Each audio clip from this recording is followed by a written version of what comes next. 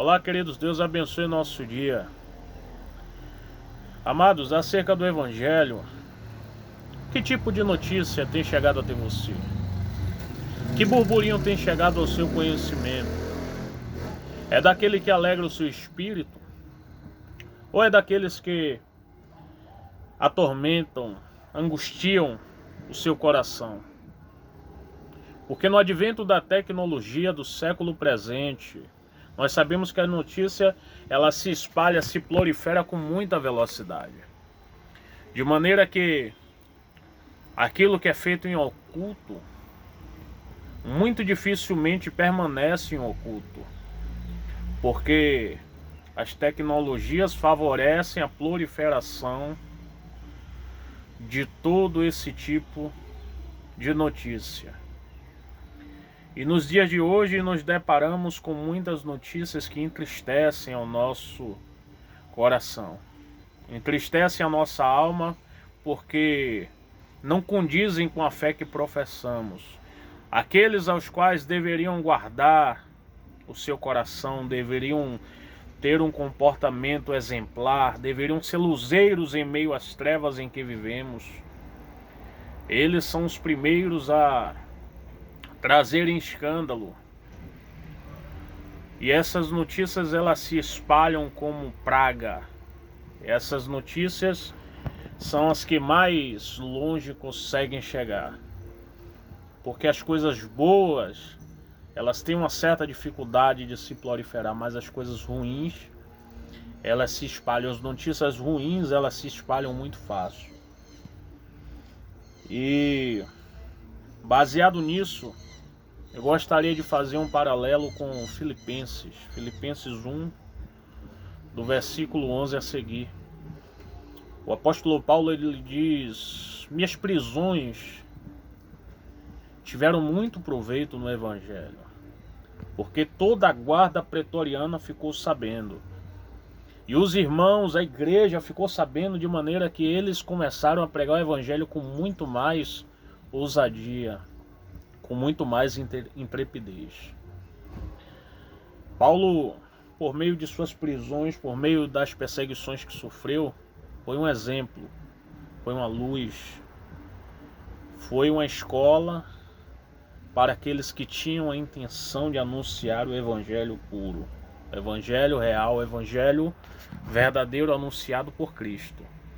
Porém, aqueles que anunciam o Evangelho por porfia, por inveja, por contenção, por interesses financeiros ou qualquer que seja, esses tais tropeçarão todo o tempo em escândalo. Por isso, o conselho que nós temos do Evangelho de Cristo é que não podemos nos apegar ao comportamento humano.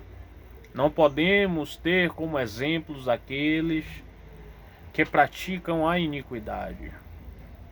Não podemos tomar como exemplo práticas que não condizem com a fé que professamos. Aqueles que praticam a justiça, sim, são exemplos a serem seguidos. Porém, aqueles que praticam a iniquidade são exemplos a não serem seguidos. Que sigamos o exemplo bom, que sigamos o exemplo de justiça, que sigamos o exemplo de amor. Se formos presos, que sejamos presos pela pregação do Evangelho real, pelo amor proliferado em nossos corações, pela dilatação de amor, não por práticas de iniquidade. Que sejamos luzeiros em meio às trevas, que sejamos exemplo para essa geração. Não escândalos por nossas práticas de iniquidade. Que Cristo possa iluminar nosso entendimento e que nós possamos identificar, porque não é difícil. A Bíblia diz que nós conheceríamos as árvores pelos frutos. Não é difícil conhecer uma árvore ruim. Por isso, não podemos nos apegar a nenhum tipo de árvore ruim. a nenhum tipo de comportamento vil, a nenhum tipo de atitude iníqua, mas seguir o bom exemplo, seguir a luz do Evangelho, seguir o exemplo de Cristo e de todos os seus apóstolos. Aqueles que foram presos, foram escarnecidos, foram judiados, mas pelo motivo correto. Porque nos foi dado o privilégio de não só conhecer a Cristo, de não só entender acerca do Evangelho, mas também de padecer por ele. Amém? Que sejamos exemplos soltos ou presos, que sejamos exemplos na bonança, na alegria, na satisfação daqueles que recebem ou na perseguição contra a nossa própria vida.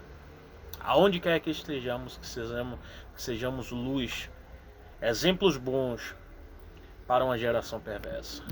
Deus abençoe nosso dia, forte abraço e até a próxima.